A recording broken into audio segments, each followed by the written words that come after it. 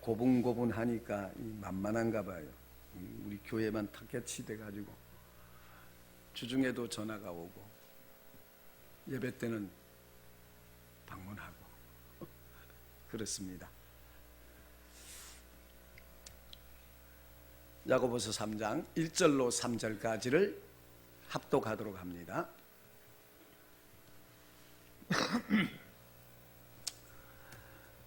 야고보서 3장 신약성경 374쪽입니다. 1절부터 다 같이 한 목소리로 4절까지 1절 시작.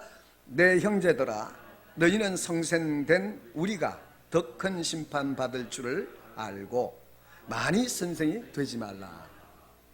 우리가 다 실수가 많으니 만일 말에 실수가 없는 자면 곧 온전한 사람이라 능히 온몸도 굴레 씌우느니라. 우리가 말을 순종케 하려고 그 입에 재갈을 먹여 온몸을 억어하며 또 배를 보라. 그렇게 작고 광풍에 밀려가는 것들을 지극히 작은 키로 사공의 뜻대로 운전하나니. 계속해서 그리스도인의 언어 생활에 대해서 살펴보고 있습니다. 오늘은 우리의 언어와 온전한 인격에 대해서 살펴봅니다. 지난 시간에 경건하다 하면서 자기 혀에 재갈을 먹이지 아니하면 자기 마음을 속이는 자이고 그의 경건은 헛되다는 것을 살펴보았습니다. 오늘은 야고보서 3장을 통해서 본격적으로 그리스도인의 언어와 온전한 인격에 대해서 살펴보려고 합니다. 우선 야고보 사도는 1절에서 내 형제들아 너희는 선생된 우리가 더 큰 심판을 받을 줄로 알고 많이 선생이 되지 말라고 합니다. 야고보 사도는 선생이 문제가 없다면 이런 표현을 하지 않았을 겁니다. 이 구절은 정말 말씀 사역자들에게 많은 공감이 되는 이야기입니다. 기독교 역사에서 아주 유명한 설교자들은 대부분이 강해 설교를 하거나 한 책을 중심으로 해서 주제를 나누고 설교하는 경우가 대부분입니다. 요한 칼빈도 그의 일화 중에 보면은 제네바에서 그렇게 설교를 하다가 쫓겨났어요. 2년 반인가 3년 만에 쫓겨났는데 칼빈이 없는 교회에 도대체 다른 사람이 와도 양에 차지 않으니까 다시 데려왔습니다. 그래서 첫 설교를 하려고 강단에 올라가자 그 모인 청중들이 어떻겠습니까? 야, 이제 우린 죽었다. 야, 이제 우린 죽었다. 근데 칼빈이 올라가서 하는 말이, 여러분, 제가 2년 반 전에 마지막 설교하던 부분부터 다시 시작하겠습니다. 그러더랍니다. 이렇게 말할 수밖에 없었던 이유는 그 속에는 설교자의 고민이 있습니다. 설교자라면 누구나 고민하는 부분인데, 하나는 설교자로서 자기 능력이 아니라 하나님이 원하시는 말씀을 전해야 한다는 부담감, 끊임없이 하나님을 찾지 아니하면 주어지지 않아요. 줘도 깨달지를 못합니다. 또 하나는 교회의 요구에 민감하게 반응한다는 것이요, 타협을 하지 않으면 안 되니까 쉽지가 않아요. 왜 그러냐? 설교자는 특정한 몇 사람이 아니라 교회 안에 흐르고 있는 영적 분위기를 살피고 예수님의 입장에서 말씀을 전하는 것과 성도들이 원하는 것 사이에는 차이가 있다는 것입니다. 차이가 있기 때문이에요. 마찬가지로 무슨 구체적인 일이 일어나지도 않았는데 야고보 사도가 교회 안의 말에 대해서 확실하게 해둘 필요를 느낀 겁니다. 그래서 야고보 사도가 2장에서 믿음과 행동은 분리될 수가 없는 하나인 것을 강조하는 것은 당시 교회 안에 영적 분위기가 어떠했다는 것을 간파했다는 겁니다. 즉 믿음과 행위는 나누어질 수 없는 것인데, 믿음대로 살지 않으면서 말만 무성한, 그래서 믿음과 행위는 하나라고 강조하는 것입니다. 그게 말씀 사역의 핵심이에요. 이런 소리를 듣기 좋아하겠습니까? 은혜가 없는 사람은 듣기 싫어합니다. 그래서 동일하게 야고보 사도는 5장밖에 안 되는데 1장에서부터 3장까지를 할애하여서 성도들의 말에 대해서 집요하게 강조를 해요. 물론 그리스도인들의 언어 생활에 대하여서 바울 서신에서도 언급을 하지만은 성경 전체를 통해서 인간의 말에 대하여 이토록 구체적으로 왜 문제가 되고 왜 조심해야 하고 이 말이 영적 삶에 얼마나 큰 영향을 미치는지 소상하게 설명한 책은 야고보서밖에 없어요. 즉 어떤 말을 하면 이런저런 일들이 일어날 것이라는 가정이 아니라 야고보 사도는 자기가 말에 대한 계시의 빛으로 분명하게 교회 성도들에게 해설을 하고 바로잡지 않으면 안 된다는 사실을 깊이 깨달았다는 겁니다. 설교자의 관심은 바로 거기에 있어요. 거기에 있습니다. 그래서 여러분들이 원하는 설교를 할 수가 없어요.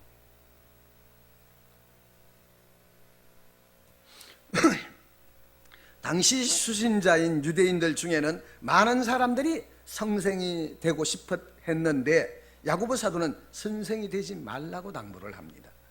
쉽게 말해서 사람들이 자기가 아는 것을 가르쳐주고 싶어서 어쩔 줄을 몰랐다는 겁니다. 은혜 받은 사람 보면 대부분 그런 모습들이 잠깐씩은 나타납니다. 그러다가 나중에 그것을 또 깨달아요. 사실 이런 풍조는 저는 목회를 하면서 참 많이 보아왔고 도무지 배우려고 하지 않고 선생이 되려는 사람들을 많이 만납니다. 많이 만나요. 그러나 신앙이 자라가고 굳건하기 위해서는 우리는 예수님의 학교에 입학한 학생이라는 사실을 기억해야 됩니다. 학생이에요. 배우려고 해요. 떠는 자세로 말씀 앞에 서야 됩니다. 이게 배우는 자세입니다.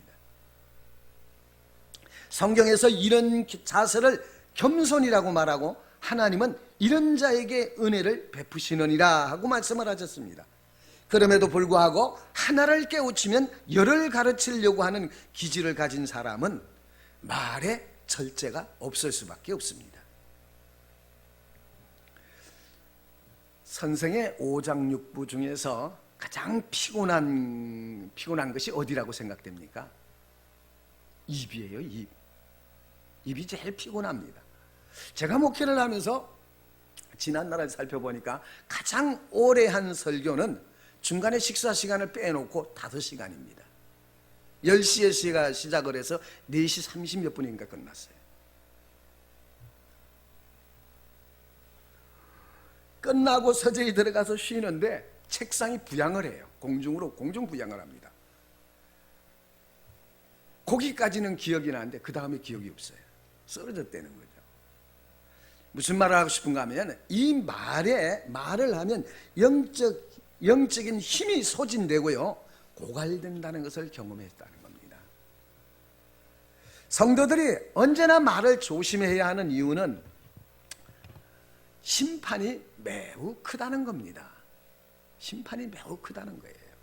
왜냐? 영혼을 다루는 일을 잘하면 하나님이 큰 상이 있겠지만 잘못하면 매우 큰 책망과 함께 현재적인 심판이 임해요.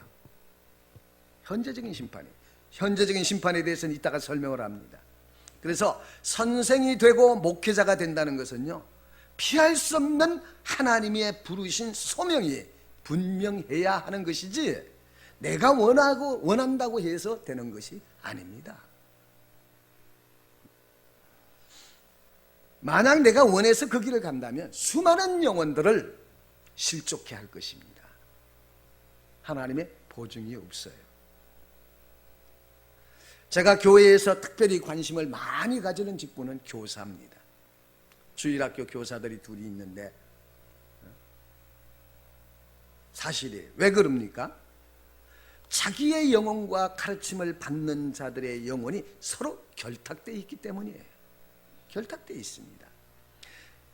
언젠가 가르치는 자에 대하여서, 또한 배우는 자에 대하여서 말씀을 전한 기억이 있습니다. 어떤 자세로 어떻게 해야 되는가, 듣는 자의 자세와 가르치는 자의 자세에 대하여 시리즈로 한 것이 여러분 기억하시죠? 다 잊어버렸어요? 가르치는 직분자들은 자기의 영혼의 부흥과 가르침을 받는 자의 영혼의 부흥은 깊이 연관이 되어 있고, 동시에 하나님께서 그를 기회를 주신 것과 함께 그 직분을 감당하는 가장 중요한 수단이 뭡니까? 말이에요. 말입니다.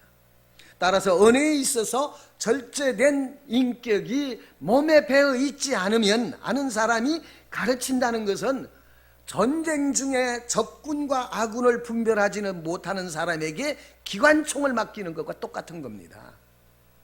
기관총을 맡기는 것과 똑같아요. 저는 처음에 이 길을 가면서 예언 사역하는 자들을 보고 깜짝 놀랐어요. 깜짝 놀라요. 책임 없는 예언을 해놓고는 뒷수습도 못하고 후속 조치도 할 줄도 모르며 그 후속 조치가 뭔지도 모르고 있더라고요. 그냥 그대로 직설적으로 선포를 해요. 그런 무책임한 사람이 어디 있어요? 그 계시의 성격이 계시적 예언인지 감동적 예언인지도 분별하지 않고 그렇게 하는 걸 보고 충격을 받았어요. 그러니 많은 병폐를 만들고 많은 사람을 실족해 합니다. 어느 간호사가 부산 집회할 때구나, 그렇게 통곡을 하고 울어요. 목사님 어떻게 합니까? 난들 뭐라고 해야 되겠습니까?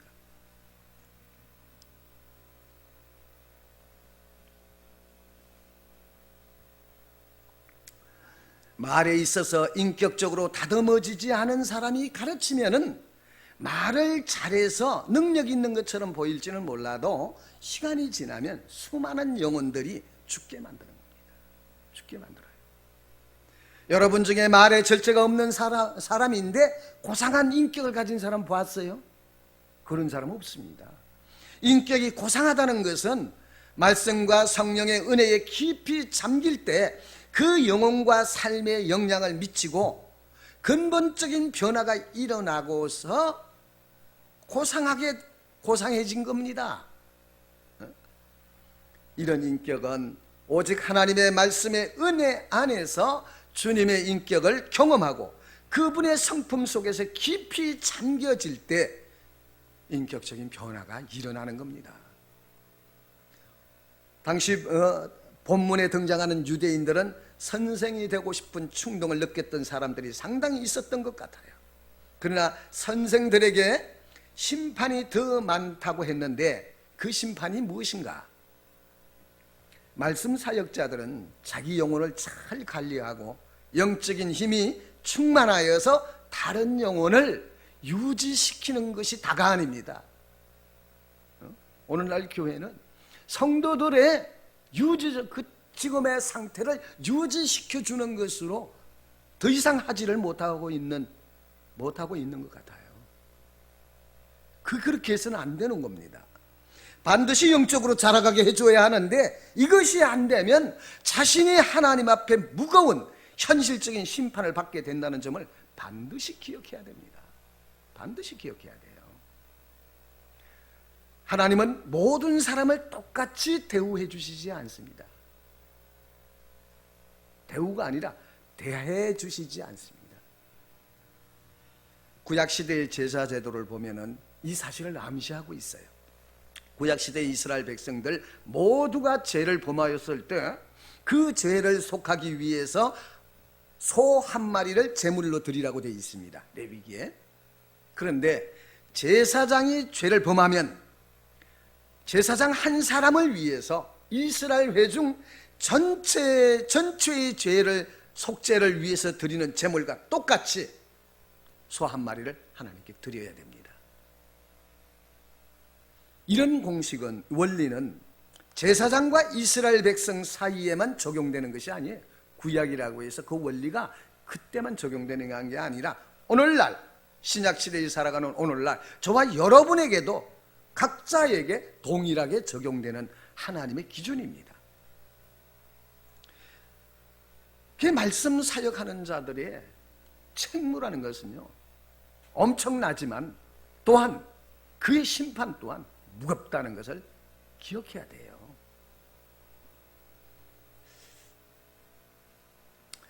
이것은 하나님께서 은혜를 주시고 하나님을 아는 지식을 알려주신 만큼 거기에 부응하는 삶을 사느냐 못 사느냐에 따라서 각자를 대해 주신다는 사실을 기억하라는 겁니다.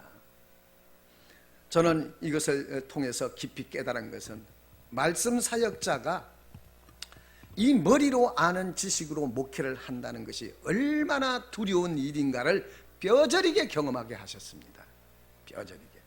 그게 이제 목회 연단이라고 그러는데, 몇 날 며칠을 내 속에 위선자라는 소리가 들려오기 시작을 하는 거예요. 견디지를 못해요. 위선과 가식을 발견하고 가슴이 찢어지는 고통을 맛보고 그날 이후로 며칠 동안을, 며칠이 넘지요, 엄청 고통스러웠습니다. 그래서 그날 이후에 저는 주일날 저녁에 주일 저녁 예배를 마치면 서재에 들어가서 다음 주 설교할 부분의 서기를 다 끝내야 됩니다. 서기를 다 주일 저녁에 끝내놓고 월요일에 다음 주 설교가 완성을 시켜놔야 돼요. 그리고 한 주간 그 말씀을 붙들고 진리의 빛을 확인하는 삶 속에서 확인해야 하는 이런 습관이 되어 있어요. 이게 목회 연단이라고 그래요. 목회를 하다 보면은 우리 목사님은 나에겐 전혀 관심을 보이지 않는다. 누구는 한 주만 안 나오도 전화하고 확인하고 난리인데 나에게는 묻지도 않는다. 이렇게 불평하는 사람이 있습니다. 우리 목사님 사랑이 있는 거야, 없는 거야?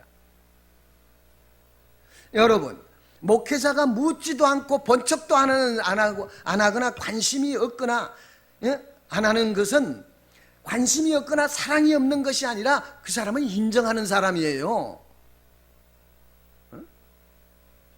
무슨 말인지 이해하시겠어요? 인정하기 때문에 관심을 두지 않는 겁니다. 말씀대로 잘 살고 있는 사람을 뭘 더 거기다 할 게 있어요. 사실 이것을 아는 것은 철든 사람들이에요. 반대로 물인지 불인지 분별할 줄을 모르는 사람은요, 전화하고 신방하고 확인도 하는 것이지, 아직도 미숙하니까. 마찬가지로 하나님도 교회 안에 한 사람 한 사람을 대하는 정도가 각기 다릅니다. 각기 달라요. 하나님의 은혜를 많이 받아서 진리의 빛을 깨닫고 하나님의 성품을 경험했는데도 여전히 인격적으로 다듬어지지 않고 말의 절제가 없어서 사람들에게 상처를 주고 교회의 질서를 무너뜨립니다. 이런 사람은 하나님께서 크게 근심하시다가 어느 날 심판하셔서, 그게 현재적인 심판이에요.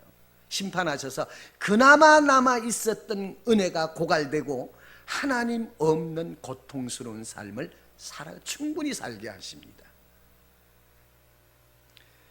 그래서 은혜를 많이 받으면 받을수록이 그 은혜를 소중히 간직한 채 하나님의 마음을 헤아려서 그분의 기뻐하심에 쓰임 받아야 합니다. 주일도 제대로 못 지키는 사람에게 그렇게 신앙생활하면 이 다음에 천국이나 가겠느냐고 소리를 치면 아마 저 교회의 문을 열고 뛰쳐나갈 사람 많을 겁니다. 여기만 교회인가? 뭐 이러면서. 이런 사람에게는 어떻게 해야 돼요? 주일날 자꾸 빠지고 모처럼 한번 나왔을 때 그동안 참 바쁘셨나 봐요. 다음 주에도 꼭 나오세요. 이렇게 말하죠. 이처럼 목회를 하면서 사람에 따라서 다르게 대하는데 하물며 하나님께서 얼마나 자비롭고 은혜로우신 분입니까? 그럼에도 불구하고 죄에 대하여서는 어떻습니까? 진노하시는 분입니다.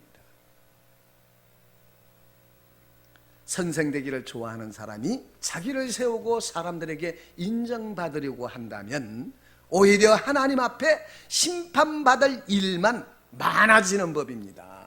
많아지는 거예요. 참으로 진리의 말씀으로 균형 있고 올바르게 가르친다는 것은 참으로 어렵고요, 두려워서 떨리는 마음으로 감당해야지 아무나 하면 자신뿐만 아니라 많은 지체들뿐만 아니라 자기 가족마저 분재 같은 신앙으로 만들어 버립니다. 분재 같은 신앙으로. 예수님께서 마가복음 9장 42절에 또 누구든지 나를 믿는 이 소자 중 하나를 실족해 하면 반드시 연자맷돌을 그 목에 달리우고 바다에 던지움이 나으니라. 이 엄중한 말씀을 기억해야 됩니다.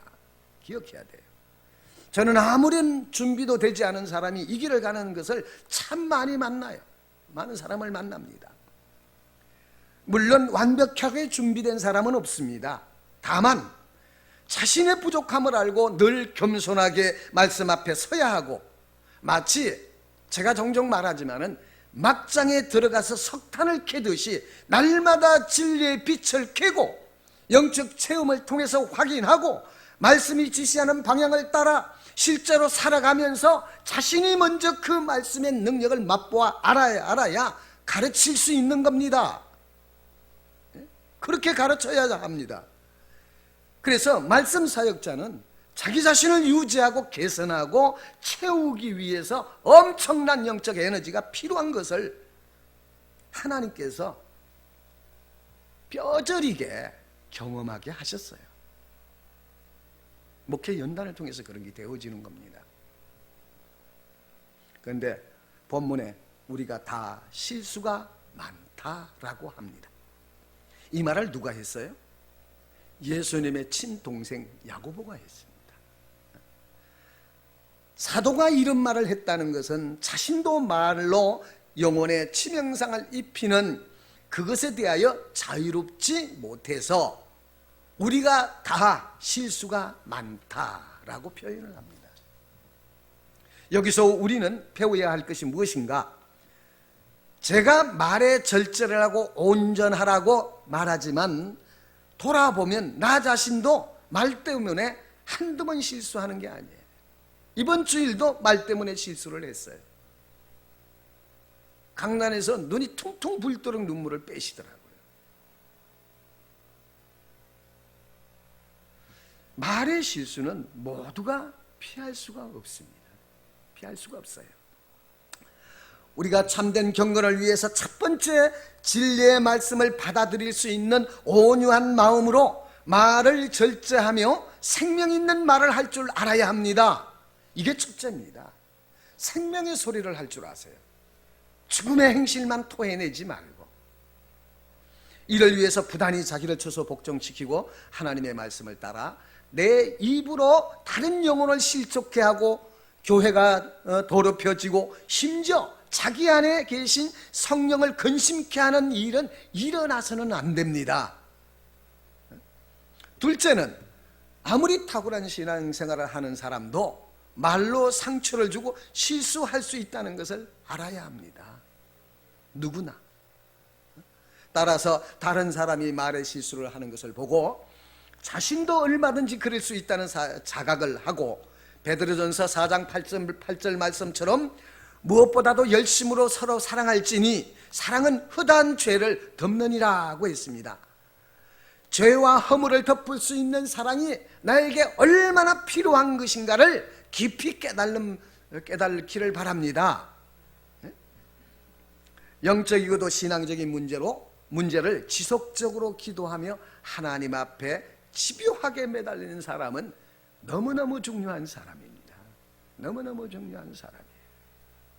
문제는 하나님을 알기를 멈추지 말라, 사랑하기를 멈추지 말라고 하면 아멘은 잘하는데, 하나님을 찾아야 하는데, 기도해야 되는데, 이런 말만 반복하지 정작 하나님의 말씀 앞에 서지 못합니다. 이런 사람은 인격적인 결함이 있다는 겁니다.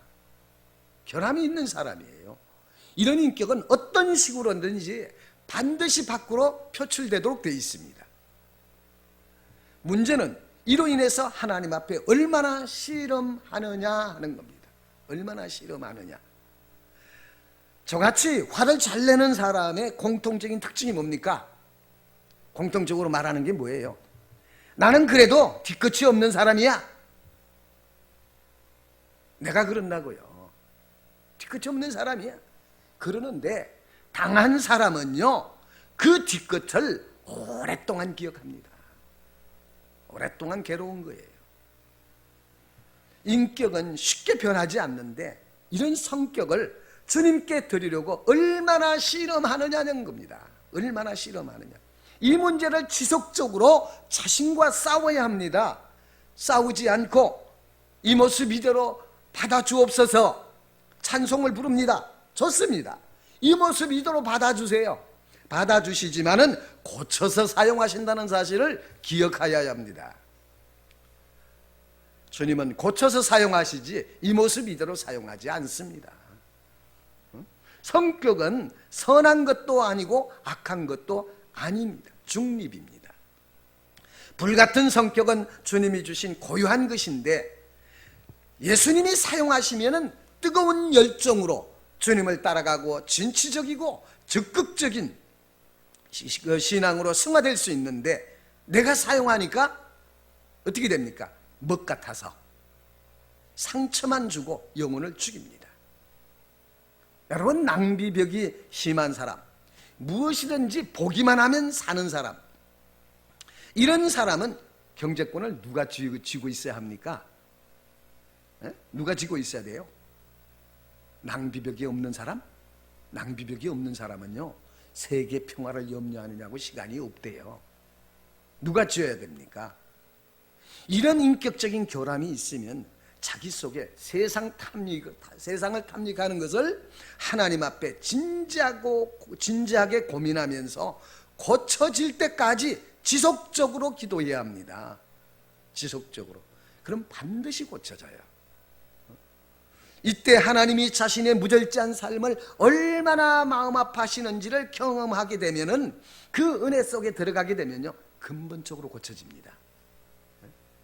여러분 중에 수십 년 굳어진 마음과 습관도 주님의 손에 붙잡히면 한순간에 녹아져서 전혀 새롭게 변화될 수 있습니다. 왜 아멘 안 하세요? 주님 앞에서 변화될 필요를 느끼지 못하나 봐요. 이 모습 이대로 언제까지 그러실랍니까? 고쳐서 사용한다는데. 이런 결함에 대해서 느슨한 것은 무슨 생각입니까? 이 사람은 그냥 생긴 대로 살겠다는 겁니다. 느슨한 생각은 그냥 생긴 대로 생긴 데 내버려 두세요. 나 그냥 생긴 대로 살래요. 길이 있고 할 수 있는데 끝까지 지속적으로 기도하기 싫어한다면 어떻게 됩니까? 지속적으로 기도만 할 수 있다면 그런 결함이 오히려 영적으로 깊이 들어가서 하나님을 만날 수 있는 좋은 도구가 되는데, 이게 싫다는 겁니다. 어찌 해야 합니까? 이 사람이 하나님을 기뻐하는 사람입니까? 자기 자신을 기뻐하는 사람입니까? 자기 자신을 기뻐하는 사람이죠. 이것을 가지고 저는 신앙적 에고이즘이라고 합니다. 신앙적 에고이즘. 여러분, 죄나 옛 성품이 얼마나 끈질긴가를 생각해 보십시오. 죄와 싸워봤어야 끈질긴지 약한지 알지. 싸워보지도 않았는데 그걸 어떻게 알아? 싸워보시기 바랍니다. 누구든 말의 실수가 왜 없겠습니다. 어떤 목사님이 결혼식에서 축도를 하는데 실제로 내가 들었습니다. 이 장례식에 오신 분들께 성령의 은혜가 영원할지어다.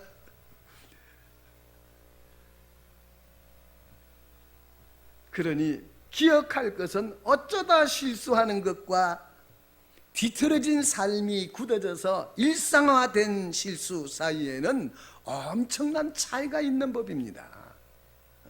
시편 1편에서 죄인은 죄인의 자리에 복이 있는 자는 죄인의 자리에 앉지 아니하며 했는데, 여기 나오는 죄인은 하나님 앞에서 올바르게 살려 하는데 어쩔 수 없이 죄를 짓고 가슴 아팠지 하는 이런 이 죄인이 아닙니다.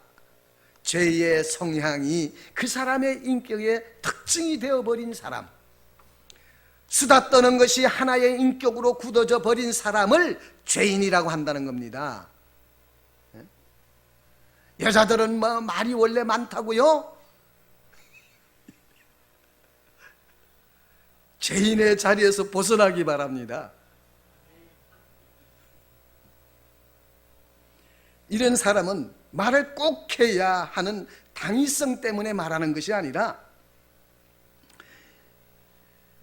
이 사람의 인격에 깃들어 있는 속성 자체가 잠시라도 입을 가만히 두면은 자기가 억압받는 것 같은 것을 느껴서 말하지 않으면요 병이 나는 사람이에요. 이런 사람을 깊이 변화되기 위해서 지속적으로 기도하지 않으면 이것은 하나님을 향한 반항입니다. 반항이에요. 생각을 해보십시오. 자녀를 불러서 부모가 야단을 쳤는데 뒤에서 코웃음 치고 비아냥 그린다면 이것은 뭡니까? 부모를 무시하는 것이고 우습게 여기는 반항이지요. 하나님께도 똑같은 겁니다. 그렇다면 우리가 어떻게 그리스도인으로 살아야 하는가? 사는 것은 내 마음대로 살고 은혜는 하나님이 주셔야지요. 이거 말이 되는 겁니까? 안 되는 겁니까? 말이 되는 거야? 안 되는 거요? 안 되는 거잖아요. 자기 마음대로 사는 사람에게는 하나님이 은혜가 임할 수가 있지만 간직하고 생명이 솟아나게 할 수는 없습니다. 왜 우리가 은혜를 많이 받아도 제자리를 벗어나지는 못하는가? 은혜를 받아도 조금도 진전이 일어나지 않는 이유가 뭡니까? 그 은혜 속에 깃들어 있는 말씀을 붙들고 지속적으로 기도하지 않았고 진리의 빛과 성령의 역사를 경험하지 못했기 때문입니다. 쉽게 말해서 소명을 찾아가지 않았기 때문이란 얘기입니다. 언제까지 그렇게 살래요? 그렇게 살지 않고 있는 그 자체가 하나님을 향한 반항입니다. 반항이에요. 나는 말에 실수를 하는데 나에게 하나님의 은혜가 전혀 없다는 것입니까? 물론 있어요. 왜냐? 은혜가 전혀 없으면 하나님께로 돌아올 기회마저도 주어지지 않기 때문이죠. 그러나 지속적으로 은혜를 따라 사는 사람과 반복적으로 실수하는 사람을 하나님이 동일하게 보시지 않습니다. 동일하게 보시지 않아요. 그래서 하나님께서는 우리가 말에 실수를 하지 않기 위해 지속적으로 기도하고 은혜를 구하는 자들에게는 긍휼을 베푸시지만 어쩔 수 없다면서 생긴 대로 산다면 하나님 없는 고통스러운 삶을 살도록 내버려 두십니다. 언제까지? 손 들 때까지. 그래서 신앙에 있어서 은혜를 받는 것이 문제가 아니라 주신 은혜를 얼마나 지키느냐, 이게 더 중요한 겁니다. 더 중요한 것이에요. 오늘 본문의 사도는 만일 말에 실수가 없는 자이면 곧 온전한 사람이라고 했습니다. 풀그런, 다 잘한 사람. 온전한 사람이라는 것은 다 잘한 사람이에요. 온전한 그리스도인으로 자라가면 자라갈수록 어떻게 되겠습니까? 말의 허물이 작아진다는 겁니다. 지난 시간에 말씀을 드렸습니다. 경건한 사람 중에 수다 쓰는 사람이 없고 앞뒤 못 가리고 마구 말을 퍼붓는 사람들 중에 거룩한 인격을 소유한 사람이 없으며 하나님과 친밀한 교제를 나누는 사람 중에는 말을 절제하지 못해서 성령을 근심시키는 사람이 없다는 겁니다. 제가 존경하는 교수님이 1930년도 유학을 한 유학 1세이신 분이 있습니다. 이분이 신학교에서 어려울 때 총장님이 엎드려서 주님, 이종이 부족하여서 직원들에게 급여를 지급하지 못하고 있습니다. 이렇게 기도하기만 하시면 이분이 집에 달려가서 논도 팔고 밭도 팔아서 갖다 댔습니다. 한 번은 전 시간에 나누어졌던 교재를 안 가져와서 그것을 구하려고 교수님실에 찾아왔습니다. 그때 저는 처음으로 이분이 화를 내는 것을 봤습니다. 항상 이분은 책을 읽거나 기도하실 때 외에는 그야말로 있는지 없는지 적막감이 들 정도예요. 이분은 모든 제자들이 굉장히 존경하는 분이에요. 야고보 사도는 말의 실수가 없으면 온전한 사람이라며 능히 온 몸도 굴레 씌우느니라 라고 말을 했습니다. 한 사람이 기도를 많이 하고 성경을 많이 읽고 여러 가지 영적 체험이 많다 해도 진정으로 그가 신령한 사람인가 하는 것은 자기의 혀를 잘 다스리고 있는가를 보면 안다, 그런 뜻입니다. 뿐만 아니라 야고보 사도는 말에 있어서 실수가 없는 자라면 온 몸을 굴레 씌울 수 있다고 합니다. 여기 온몸을 굴레 씌운다는 말이 무슨 뜻입니까? 온몸을 자기 마음대로 지배할 수 있다, 그런 뜻이에요. 우리 찬송가가 있죠. 내 힘과 결심 약하여 널 깨어지기 쉬우니. 왜 이 찬송을 부르죠? 내 몸을 내 마음대로 지배할 수가 없다는 겁니다. 내 마음을 하고 싶어도 못하고 하지 말아야 한다는 것을 알면서도 하게 되는 것이 우리의 몸과 마음이에요. 우리의 몸과 마음입니다. 심지어 하나님의 현재적인 심판 가운데서도 끝까지 고집하는 게 뭡니까? 바로 그거예요. 마치 야복강에서 야곱이 천사와 씨름하여 이긴 것처럼 하나님을 이기려고 하는 것이 육신의 욕망입니다. 하나님을 이기려고 해요. 그래서 우리는 마음 하나 내가 어찌하지 못하고 하나님께서 전적으로 이끌어 주시지 않으면 누구도 하나님께 가까이 다가갈 수가 없다는 것을 저는 개척 때부터 지금까지 가르쳤어요. 또 한 가지는 나 자신을 믿지 말아라. 나 자신을 믿지 말아라. 이것을 수도 없이 말을 했습니다. 자신을 믿었다면 사도 바울이 왜 내 몸을 쳐서 복종시키노라고 했겠습니까? 왜 예수님께서 누구든지 나를 따르는 자들은 따르려거든 자기를 부인하고 제 십자가를 지고 나를 쫓을 것이니라 이렇게 말씀하십니까? 나 자신을 믿으면 망하기 때문이죠. 나 자신을 믿으면 망하는 겁니다. 그래서 굴레 씌우지 않는 몸이 원하는 대로 살도록 내버려 둔다면 그 영혼은 뭐만 남는다? 죽음만 남습니다. 죽을 뿐입니다. 우리의 육신을 굴레 씌우면 씌울수록 내 안에는 어떤 역사가 일어납니까? 생명의 역사가 일어나고 은혜의 역사가 일어나고 진리의 빛을 발하게 됩니다. 이것이 우리의 힘이요 생명이며 하나님을 대적하는 육신의 욕망을 이기며 살아갈 수 있는 능력입니다. 만약 우리의 혀를 절제하여서 온몸에 굴레를 씌우면 주님이 사용하시는 소중한 도구가 되고 하늘의 비밀을 깨닫고 기쁨을 맛보며 승리하며 살게 될 것입니다. 우리는 여기서 중요한 교훈을 발견합니다. 말에 있어서 절제된 인격은 성화의 마지막 단계라고 해도 과언이 아닐 정도로 참다운 성령의 열매를 맺게 된다는 겁니다. 어떤 열매입니까? 절제의 열매입니다.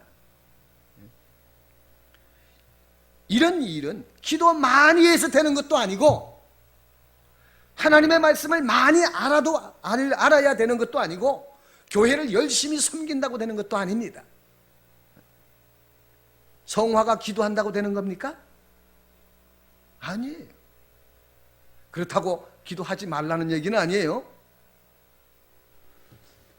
말의 절제는 초신자로부터 시작해서 교회에 오래 다니고 탁월한 영적인 삶을 산다 할지라도 반드시 극복하며 살아가야 할 과제요, 숙제입니다. 따라서 교회에서 말로 상처를 주거나 내 분량 밖의 일에 간섭하여서 교회의 질서를 깨뜨리는 일이 일어나지 않도록 각별히 주의해야 합니다. 나 자신을 위해서. 야고보 사도와 같은 영적 지도자도 말의 실수로부터 자유롭지 못하다며 오늘 이 말씀을 듣는 저와 여러분들은 얼마나 더 주의를 해야 하며 주님의 은혜로 반드시 극복해야 할 문제인가를 기억하시기 바랍니다.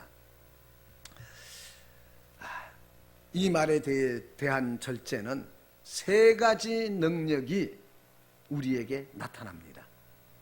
첫째는 우리의 삶의 방향을 결정을 하고, 둘째는 파괴하는 놀라운 능력을 가지고 있다는 것이고, 세 번째는 찬양의 놀라운 능력이 부어진다는 겁니다.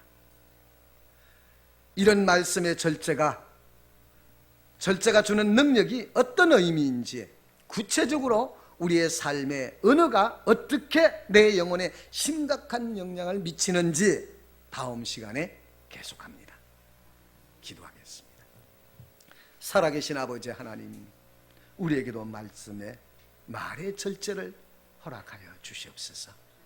우리의 혀에 재갈을 먹여 온몸을 굴레 씌워 보다 더 온전함으로 도하여지는 역사가 주의 교회에 일어나게 성령이여 우리를 강하게 사로잡아 주시옵소서.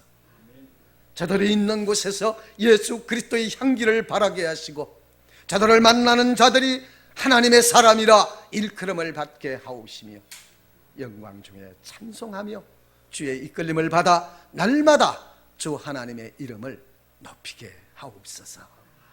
모두 자리에서 일어서십니다. 이제는 우리 주